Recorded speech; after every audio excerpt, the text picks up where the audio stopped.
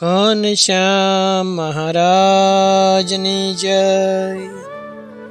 હરે કૃષ્ણ મહારાજની જય. ગામ કારિયાણી મધ્યે મંદિરમાં હાલ જેને અક્ષરવડી કહે છે એમાં ઉત્તર દક્ષિણ ઢોલિયો બિછાવ્યો હતો. એના ઉપર શ્રીજી મહારાજ ઉગમણે મુખારવિંદે વિરાજમાન થયા હતા ને આથમણી પછીતના બારણામાં સુખ સ્વામી લખતા હતા. એ સમયે કોઈ હરિભક્તે આવી અને મહારાજને દંડવત કરવા લાગ્યા. મહારાજે એમને પૂછ્યું કે ક્યાંથી આવ્યા? હરિભગત કે મહારાજ વડોદરાથી આવ્યો છું. મહારાજ કે ગોપાળાનંદ સ્વામી વડોદરા સુખી છે ને અને બીજા બધા સર્વે સુખી છે ને? એટલે એ હરિભક્તે કીધું કે હે મહારાજ, ગોપાળાનંદ સ્વામી અહીંયા આવે છે ને એમના ભેળો હું હતો, તે તમને ખબર આપવા માટે આગળ આવ્યો છું. મહારાજ કે હો સ્વામી આવે છે, ચાલો આપણે સામા જઈએ. પછી મહારાજે શ્વેત પાઘ બાંધી અને હલકી શ્વેત ચાદર ઓઢી ચાખડી ઉપર ચડીને ચાલ્યા. તે બારણામાં થઈને ઓસરીમાં પગથિયાથી ઉતરાદી કોરે જ્યાં થાંભલી છે ને ત્યાં આવ્યા. એવામાં વસ્તા ખાચરને કાંઈક વ્યવહાર સંબંધી વાત પૂછવાની હતી. તે આવીને પડથાર હેઠે ઊભા રહ્યા અને હાથ જોડીને પૂછવા માંડ્યા. મહારાજે સાંભળતા હતા એટલામાં ગોપાળાનંદ સ્વામી આવ્યા. તે જ્યાં સિદ્ધાનંદ સ્વામીએ મોટી ધર્મશાળા કરાવી છે એ ઠેકાણે દંડવત કરવા લઈ ગયા. મહારાજ તો વાંસરી ઉપરથી નીચે ઉતર્યા અને સામાજન બે હાથે ઝાલીને સ્વામીને ઊભા કર્યા. પછી મહારાજ મળ્યા અને હાથ ઝાલીને ચાલ્યા. તે જ્યાં અક્ષરવરડીમાં પોતાનો ઢોલિયો હતો ને ત્યાં વિરાજમાન થયા. સ્વામી ઢોલિયાના થડમાં દક્ષિણાદી કોરે મહારાજની સન્મુખ બેઠા. પછી મહારાજે સર્વે વડોદરાના તથા ચરોતરના હરિભક્તના સમાચાર પૂછ્યા. મહારાજ કે સર્વે સુખી છે ને? સ્વામી કે હા મહારાજ, સર્વે સુખી છે. એમ કહીને ઘડી એક ત્યાં બેઠા. પછી મહારાજ કે સ્વામી હવે તમારા ઉતારે જાઓ. એટલે સ્વામીએ મહારાજને નમસ્કાર કર્યા અને પોતાના ઉતારે ગયા. મહારાજ માટે બ્રહ્મચારી થાળ લઈને આવ્યા. એટલે મહારાજ તો અહીંયા જ જમવા બેઠા. બ્રહ્મચારીએ મહારાજને સારી પીઠે જમાડ્યા. જમાડીને ચડું કરાવ્યું અને મુખવાસ આપ્યો. પછી જમતા થકા મહારાજ તો ઢોલીએ વિરાજમાન થયા અને બ્રહ્મચારીને કે આ થાળની પ્રસાદી ગોપાળાનંદ સ્વામીને આપજો. એટલે બ્રહ્મચારીએ પુરુષાનંદ સ્વામીને તેડાવી અને થાળની પ્રસાદી આપી. પછી મહારાજ તો જળપાન કરીને પોઢી ગયા. એક પહોર પછી જાગ્યા. ચારે બાજુ નજર ફેરવીને જોયું ને તો કોઈ સેવક પાસે હતા નહીં. સુખમુનિ બારીમાં લખતા હતા. એમણે મહારાજને પાણીનો લોટો ઢોલિયા હેઠે હતો ને એ લઈને આપ્યો અને મહારાજે જળપાન કરીને પછી કીધું કે ગોપાળાનંદ સ્વામીને બોલાવી લાવો. એ વખતે સોમલા ખાચર અહીંયા આવ્યા. સોમલા ખાચર કે સ્વામી તમે લખો, ગોપાળાનંદ સ્વામીને હું બોલાવી લાવું. અને રતનજી વાંસરીમાં હતા ને તો એમણે પણ કીધું કે લ્યો હું બોલાવી લાવું, તમે રહેવા દો. એટલે મહારાજે રતનજીને કીધું કે ગોપાળાનંદ સ્વામીને એકલા જ બોલાવી લાવજો. પછી રતનજી તો ગોપાળાનંદ સ્વામીને બોલાવીને આવ્યા. તે પગે લાગીને બેઠા. મહારાજ કે સ્વામી તમારી આગળ વાત કરવી છે. ગોપાળાનંદ સ્વામી કે બહુ સારું મહારાજ, કહો. હવે એ વખતે નિષ્કુળાનંદ સ્વામી મંદિરના કૂવાનું કામ કરાવતા હતા. તો એમને મનમાં સંકલ્પ થયો કે ગોપાળાનંદ સ્વામી વડોદરાથી આવ્યા છે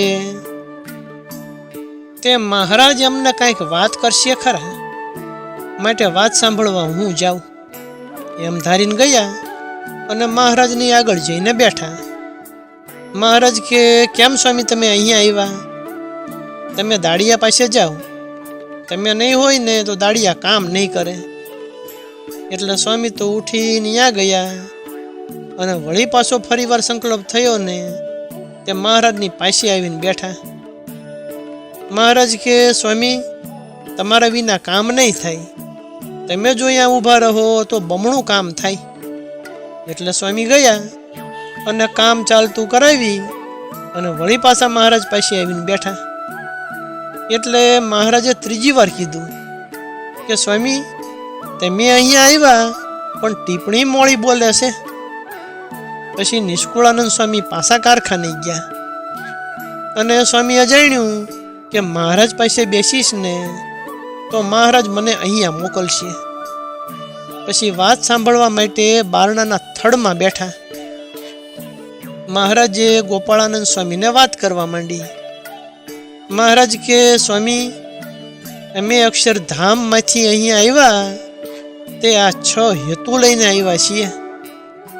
ગોપાળાનંદ સ્વામી કે હે મહારાજ, કયા 6 હેતુ લઈને આવ્યા છો? મહારાજ કહે, એક તો સર્વોપરી પુરુષોત્તમ ભગવાનનું જ્ઞાન અને ઉપાસના, એ આ પૃથ્વીમાં નથી, એને પ્રવર્તાવા સારું આવ્યા છીએ. અને બીજું અવતાર અને અવતારના ભક્ત, એમને અક્ષરધામમાં લઈ જવા. અને ત્રીજું આ પૃથ્વીને વિશે એકાંતિક ધર્મનું સ્થાપન કરવું. અને ચોથું ધર્મ ભક્તિને સુખ દેવું. અને પાંચમું કેટલાક કાળથી તીર્થ, વ્રત, દાન એને કરતા એવા યોગ ભ્રષ્ટ એને ભગવાનના અક્ષરધામમાં લઈ જવા છે. અને છઠ્ઠું અમારા ભક્તના સંબંધે કરીને એવા અનંત યોગ ભ્રષ્ટ થાય છે. એ 6 હેતુ પ્રવર્તાવાની આજ્ઞા એમને નરનારાયણ દેવને કરી. ત્યારે એમણે પોતાનું સર્વે તપ ભરતખંડની પ્રજાને આપ્યું અને મહાદાખલો કર્યો તો પણ હેતુ પ્રવર્ત્યો નહીં. પછી એમણે લક્ષ્મીનારાયણને આજ્ઞાની પ્રાર્થના કરી અને કીધું કે પુરુષોત્તમ નારાયણનો સંકલ્પ છે, માટે તમે પ્રવર્તાવો. એટલે એમણે પણ ઘણો દાખલો કર્યો પણ વાત સિદ્ધ થઈ નહીં. પછી લક્ષ્મીનારાયણે વૈકુંઠનાથની પ્રાર્થના કરી અને કીધું કે પુરુષોત્તમ નારાયણનો સંકલ્પ છે, માટે તમે દાખલો કરીને પ્રવર્તાવો. એટલે એમણે ઘણો દાખલો કરવા માંડ્યો પણ એમનાથી વાત બની નહીં. પછી વૈકુંઠનાથે ગોલોકવાસીને અતિ પ્રાર્થના કરી કે તમે આ પુરુષોત્તમ નારાયણનો સંકલ્પ છે ને માટે પ્રવર્તાવો. પછી એમણે પણ આગ્રહ તો બહુ લીધો પણ એમનાથી આ 6 હેતુ પ્રવર્ત્યા નહીં. પછી એમણે અમારી ઘણી પ્રાર્થના કરીને કીધું કે તમે પધારો તો તમારો મનોરથ પૂરો થાય. મહારાજ કે સ્વામી, અમે એટલા માટે અહીંયા આવ્યા છીએ. નિષ્કુળાનંદ સ્વામીએ આ વાત સાંભળી એટલે સ્વામી કે આવી વાત તો કોઈ દિવસ કોઈએ કરી નથી અને કોઈ દિવસ સાંભળી પણ નથી. સોમલા ખાચર કે તમે રામાનંદ સ્વામી પાસે ઘણા દિવસ રહ્યા, એમનો જોગ પણ ઘણો હતો, છતાં પણ એમણે આવી વાત નહોતી કરી.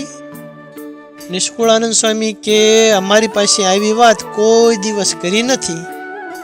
એટલે મહારાજે નિષ્કુળાનંદ સ્વામીને કીધું કે કેમ સ્વામી, તમે ઘરેથી ભુજમાં રામાનંદ સ્વામીના દર્શને ગયા ત્યારે રામાનંદ સ્વામીએ વાત કરી હતી કે નહીં? નિષ્કુળાનંદ સ્વામી કે હા મહારાજ, વાત તો કરી હતી. હું સ્વામીના દર્શને ભુજમાં ગયો ને ત્યારે રામાનંદ સ્વામીએ તો પોતાનો નિશ્ચય ફેરવી અને તમારો નિશ્ચય કરાવવા માટે આ વાત ઠપકો દઈને કરી હતી, પણ આ 6 હેતુની વાત નહોતી કરી.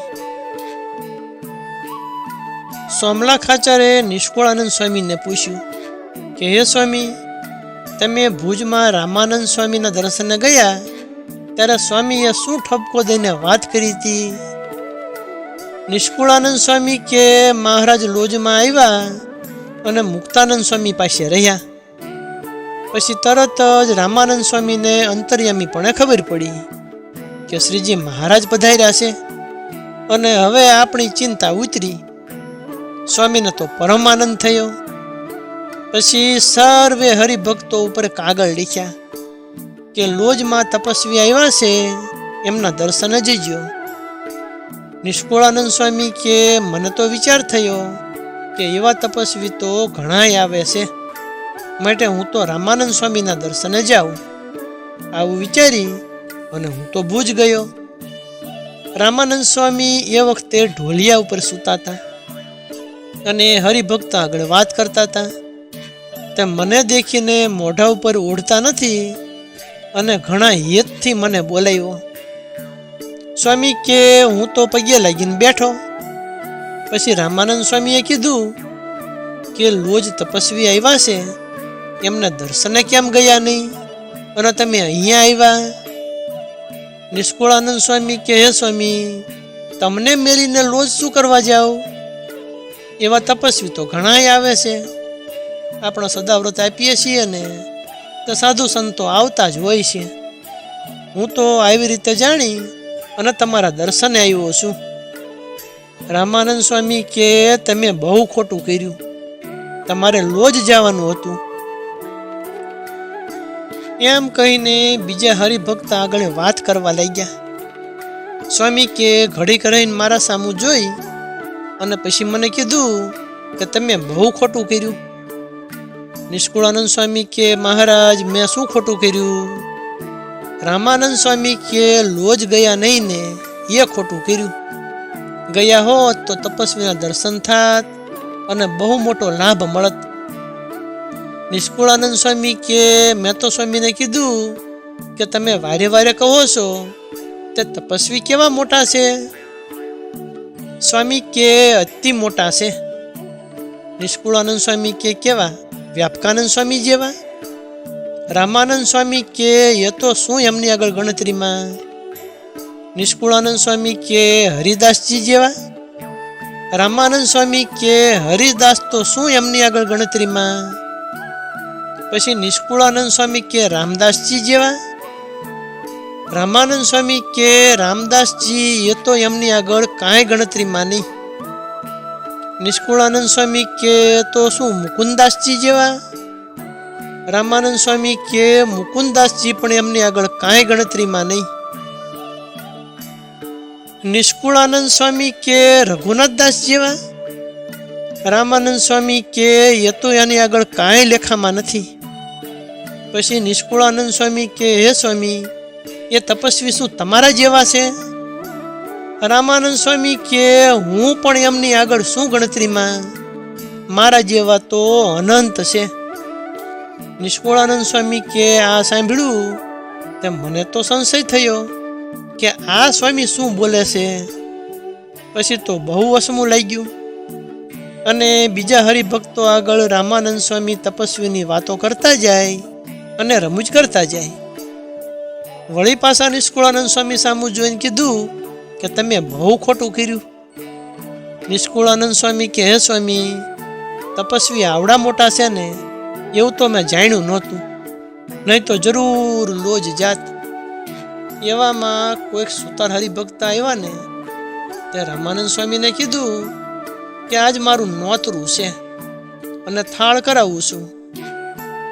સ્વામી કે બહુ સારું, કરાવો થાળ. પછી થાળ તૈયાર થયો ને એટલે હરિભક્ત સ્વામીને તેડવા આવ્યો. સ્વામી આની સાથે જમવા ચાલ્યા. રામાનંદ સ્વામીએ નિષ્કુળાનંદ સ્વામીને પણ સાથે લીધા. સ્વામી તો હરિભક્તના ઘરે ઢોલિયા ઉપર બિરાજમાન થયા. એ સુતારે ઘરમાં જઈને થાળ તૈયાર કર્યો અને સ્વામીને કે ચાલો સ્વામી જમવા. તો સ્વામી જમવા ઉઠ્યા અને પાટલા ઉપર બિરાજમાન થયા. હરિભક્તએ થાળ લાવીને મિલ્યો અને એ હરિભક્ત હતા ને એ પોતે હાથમાં રૂમાલ લઈ અને રામાનંદ સ્વામીને માખીઓ ઉડાડવા બેઠા. સ્વામીને કે સ્વામી તમે થાળ જમો. એટલે સ્વામી તો ઘડીક વાર થાળ સામું જોઈ રહ્યા પણ થાળ જમે નહીં. સુતારે ઘણી પ્રાર્થના કરી તો પણ સ્વામી જમ્યા નહીં. પછી સ્વામી કે આવા ભારે થાળના જમનારા લોજમાં આવ્યા છે, તપસ્વી આવ્યા છે, એમના દર્શન કરીને પછી સારા થાળ જમશું. અમે એવું નિયમ લીધું છે, માટે બાજરાનો રોટલો અને અડદની દાળ લાવો. એમ કહીને જમ્યા નહીં એટલે સુતારે તો બહુ કકળાટ કર્યો, આગ્રહ કર્યો અને દિલગીર પણ થયો, છતાં પણ સ્વામી જમ્યા નહીં. પછી અડદની દાળ અને બાજરાનો રોટલો તૈયાર કર્યા એટલે એ સ્વામી જમ્યા. જમીન પ્રસાદી નિષ્કુળાનંદ સ્વામીને આપી અને રામાનંદ સ્વામી તો મુખવાસ લઈ અને મુખવાસ જમતા જમતા ઢોલિયા ઉપર બેઠા. નિષ્કુળાનંદ સ્વામી પણ પાસે બેઠા. પછી એ સુતારે પટારામાંથી ભારે ભારે વસ્ત્ર અને ઘરેણાં લઈ અને સ્વામીની પૂજા કરવા માટે આવ્યા. સ્વામી કે ભગત શું લાવ્યા? સુતાર હરિભક્ત કે મહારાજ તમને પહેરામણી કરાવી છે, ઘરેણાં અને વસ્ત્ર લાવ્યો છું. સ્વામી કે લાવો. એટલે સુતારે બધું સ્વામીના હાથમાં આપ્યું. પછી પોટલી બાંધી હતી ને એને છોડી અને સ્વામીએ જોયું. જોઈને ઘણા વખાણ કર્યા. પછી પાછા વસ્ત્ર સંકેલી અને અતિ જતનથી બાંધીને પછી સુતારને કીધું કે આ વસ્ત્ર અને આભૂષણ બધા તારા પટારામાં સાચવીને મેલી રાખી. તારી પાસે આવીને આ વસ્ત્ર અને આભૂષણ માગી લે ને એને તું ભગવાન જાણજે. સુતાર કે સ્વામી મેં તો તમારા માટે કરાવ્યા છે. એમ ઘણી વિનંતી કરી પણ સ્વામીએ પહેર્યા નહીં અને પટારામાં મુકાવ્યા. નિષ્કુળાનંદ સ્વામી વિચાર કરે કે મને આમ કેમ પ્રકરણ ફરી ગયું હોય એવું લાગે છે. સ્વામી કે મને તો આ વાતના ઘણા વિચાર આવતા હતા. હવે સદગુરુ શ્રી પરમ ચૈતન્યાનંદ સ્વામી રચિત શ્રીજીની લીલાની બીજી જે કથા તે આપણે આગળ કહીશું. અત્યારે કથાને વિરામ આપીએ. બોલો સ્વામિનારાયણ ભગવાનની જય.